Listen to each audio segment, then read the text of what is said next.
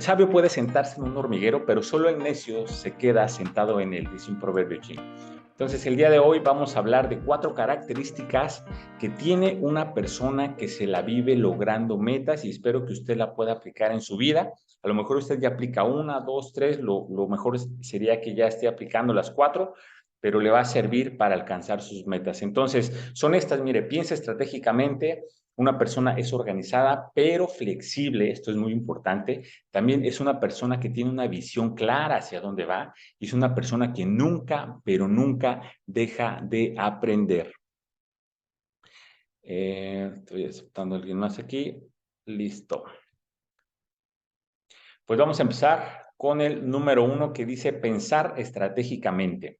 La sesión pasada vimos que para realizar nuestros sueños debemos comenzar a trazarnos metas. ¿Sí? Debemos pasar del plano inmaterial de nuestra mente al plano material de nuestra realidad, de nuestra vida, de nuestras actividades. Entonces, para esto es importante empezar a pensar estratégicamente. Esto es clave para alcanzar el éxito, para alcanzar las metas, porque el pensamiento estratégico se refiere a tener la capacidad de desmenuzar, ¿entiende? Desmenuzar, así se dice en su país, desmenuzar nuestros sueños y las metas de tal forma que nos vamos proponiendo pequeños avances todos los días, pero siempre hacia adelante. O sea, nunca nos quedamos en el mismo lugar, ni mucho menos vamos hacia atrás.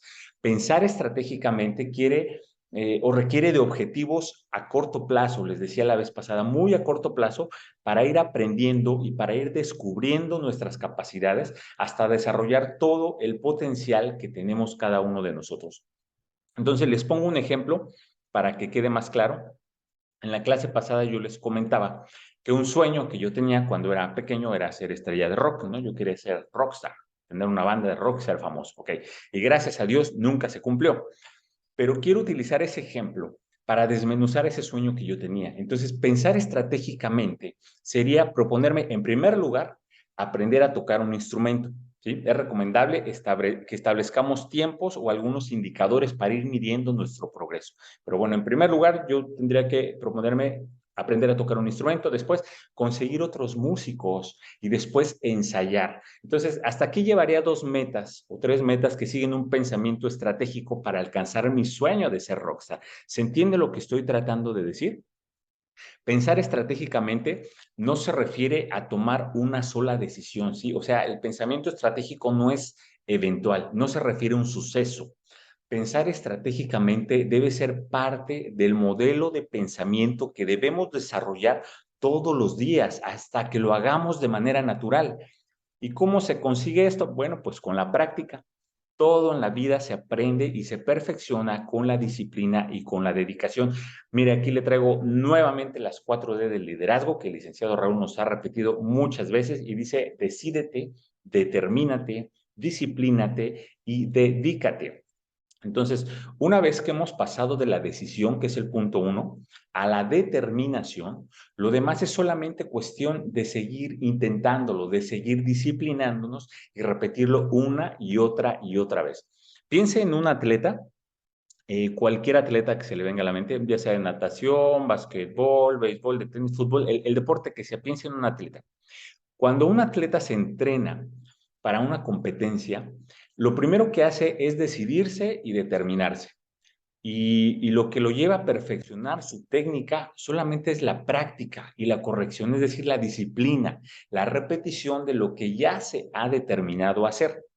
Entonces, en el pensamiento estratégico sucede lo mismo, porque necesitamos llevarlo a la práctica todos los días para hacerlo parte de nuestra persona, para que el pensamiento estratégico sea parte de nuestro vocabulario, sea parte de nuestro carácter. Entonces, punto número 1, o más bien primera característica, tener un pensamiento estratégico.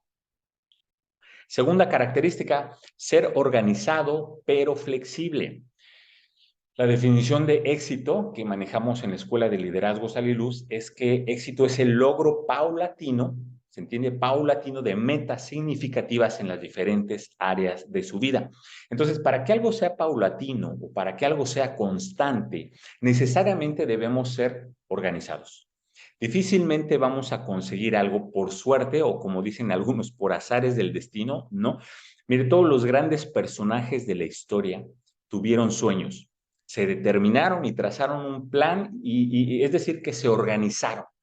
Aquí quiero comentarles que ser organizado no significa que debemos estar a cargo de todo, no significa que somos responsables de todo, es imposible hacernos cargo de todo. Entonces, por lo tanto, es importante y necesario aprender a delegar, pero más importante, es necesario aprender a empoderar. ¿Se entiende? Aquí hay una diferencia entre delegar y empoderar. ¿Qué significa delegar? Bueno, pues pasarle estafeta a otra persona, dejarle la responsabilidad a otra persona, decirle a partir de aquí te toca a ti, es tu responsabilidad. ¿Y qué significa empoderar? Pues empoderar es dejar que la otra persona tome las decisiones para conseguir lo que le hemos encomendado. El empoderamiento implica una responsabilidad, sí, pero va acompañada de autoridad. ¿Cómo empoderamos a las personas? Entonces, bueno, pues acompañándolos, dándoles seguridad y liderando desde la primicia de que confiamos en ellos, por eso los empoderamos, confiamos en ellos y por lo tanto, sea cual sea la decisión que tomen, siempre vamos a estar ahí para ayudarle. Déjenme ver si no hay nadie más por aquí. No, estamos bien.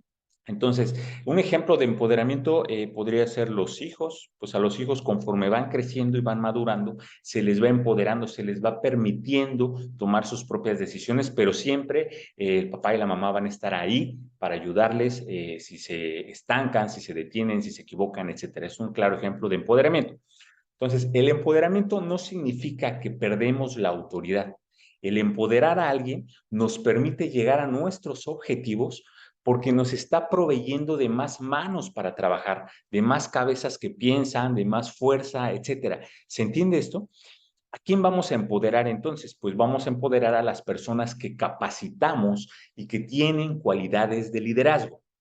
A ver aquí, es importante entender que no necesariamente deben tener todas nuestras cualidades. Ojo aquí, no deben tener todas nuestras cualidades. Nosotros no somos la meta, solo somos facilitadores, somos maestros, somos mentores, etcétera. Pero cada persona tiene su esencia para realizar las cosas. Entonces, eh, mire, si nosotros nos pusiéramos como la meta, como el 100% para alcanzarnos, entonces estaríamos limitando a esta persona, ¿sí? Lo estaríamos limitando a nuestras propias fuerzas, a nuestra propia manera de hacerlo. Pero si vemos aproximadamente un 60% de la capacidad en alguna persona, escuche bien, un 60% más o menos, entonces dejemos que desarrolle la actividad, empoderémoslo para que esa actividad le permita desarrollar al máximo sus capacidades. Y lo mejor va a ser que esa persona rebase nuestras metas, rebase nuestras capacidades, porque recuerde que la principal meta de un líder, ¿cuál es? Formar más líderes. Un líder quiere formar líderes, no seguidores. Entonces, ser organizado, que es esta característica que estamos analizando, tiene mucho que ver con la confianza que tenemos en las personas, la confianza en nuestro equipo de trabajo, en nuestra familia. Entonces, vamos a aprender a empoderar, pero más importante, vamos a aprender a transmitir nuestro conocimiento a los demás. No hay nada más gratificante que ayudar a una persona a desarrollar su confianza, a desarrollar su habilidad, a desarrollar su autoestima. Entonces, en cualquier emprendimiento es bueno y es indispensable tener una estructura, tener procedimientos, sí, pero esa misma estructura debe estar diseñada para desarrollar e impulsar la creatividad de todas las personas, ya sea en nuestra familia, en nuestro trabajo, un ministerio en la iglesia, en la política, donde sea. Entonces, la flexibilidad es un factor que cada vez es más valorado por las nuevas generaciones porque piden flexibilidad en el horario, flexibilidad en las normas, flexibilidad en los procesos, etcétera. Entonces aprendamos a ser organizados, pero al mismo tiempo a ser flexibles. Punto número 3 es visión. Una característica de alguien que se la vive logrando metas es que tiene una visión. Y la visión es aquello que queremos alcanzar en nuestro entorno. Es decir, que con las condiciones que tenemos actualmente, pregúntese a dónde queremos llegar, a dónde quiero llegar, o qué es lo que voy a conseguir en los próximos meses, en el próximo año, en el próximo semestre, etcétera. A diferencia de establecernos una misión, la visión, mire, la misión es el propósito de nuestra vida, el propósito de nuestro emprendimiento, pero la visión tiene que ver con un aspecto cultural, con un aspecto temporal. y está con un aspecto individual, con nuestros intereses, porque todos los seres humanos necesitamos tener una visión.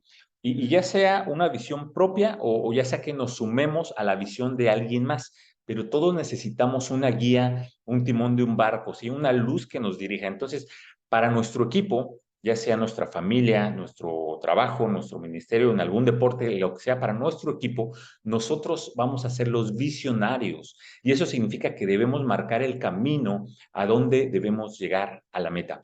Entonces, muchos líderes podemos tener la misma visión, escuche bien esto, muchos podemos tener la misma misión con M, pero con diferente visión, con V, visión, ¿se entiende? Entonces, ¿de qué depende? Mire, depende de las personas o depende de los recursos con los que tenemos, porque no es la misma visión la que tiene una persona que vive en Japón que la visión que tiene una persona que vive en la India o la visión que tiene una persona que vive aquí en América Latina. Entonces, tampoco es la misma visión de una persona que nació en el año 1950 y otra en 1980 y otra en el 2000. Por una sencilla razón, porque todos tenemos necesidades diferentes y estas necesidades están condicionadas a la época y a la región en donde vivimos. Entonces, aquí les voy a poner un ejemplo. Déjenme aceptar a alguien más aquí, listo. Aquí les estoy poniendo un ejemplo de cómo las personas o los líderes podemos tener la misma misión con M, pero diferente visión con V. Entonces, miren, en este ejemplo, la misión es la siguiente, mejorar la salud de las personas, ¿sí? Esa es la misión que tenemos, mejorar la salud de las personas, ¿ok? Y tenemos tres tipos de líderes. El líder uno dice, yo voy a impulsar a las personas a realizar ejercicio diariamente. El segundo líder dice, yo voy a concientizar a las personas en su alimentación diaria. ¿Okay? Y el tercer líder dice, yo voy a hacer que consuman suplementos alimenticios que le brinden a las personas los nutrientes que les hacen falta. ¿Se entiende lo que estamos viendo? Los tres líderes tienen la misma misión, pero tienen visiones diferentes, porque la visión está condicionada con una época, con su entorno, con su cultura, etcétera. Entonces, eh, la visión de un líder es más específica que la misión, porque el líder debe comunicar y contagiar a todo su equipo para sumarse a vislumbrar lo mismo que está viendo el líder. No basta solamente con dar instrucciones, porque eso sería como delegar, ¿sí? Sino que debemos transmitir y contagiar para llegar a la meta que queremos alcanzar, para que todo el equipo se comprometa a alcanzar esa meta. Y eso sería empoderar, a diferencia de delegar. Entonces, los obstáculos y las dificultades, todos los podemos ver. Eso es muy notorio, muy obvio. Son los que más fácilmente podemos detectar. Pero lograr ver el resultado por encima de las pruebas es una tarea que solamente los líderes que logran sus metas pueden desarrollar. Entonces, este fue el punto número 3, tener visión. Y el punto número 4, yo le puse, nunca dejes de aprender. Y dice aquí el poeta, novelista y dramaturgo Goethe, dice, no basta saber, se debe también aplicar. No es suficiente querer, se debe también hacer. Entonces, es decir, que debemos llevar a la práctica lo que ya hemos aprendido. No basta solo con aprenderlo, no basta solo con capacitarnos, no basta solo con tener estas reuniones o con leer la palabra de Dios, sino que necesitamos vivir lo que estamos aprendiendo. Vivir en constante aprendizaje es una característica de las personas que logran alcanzar sus metas, porque todo el tiempo están aprendiendo y no necesariamente nos referimos a que aprenden algo referente a sus objetivos. El aprendizaje que tienen es universal, incluso en aquellas cosas que no forman parte de nuestro oficio.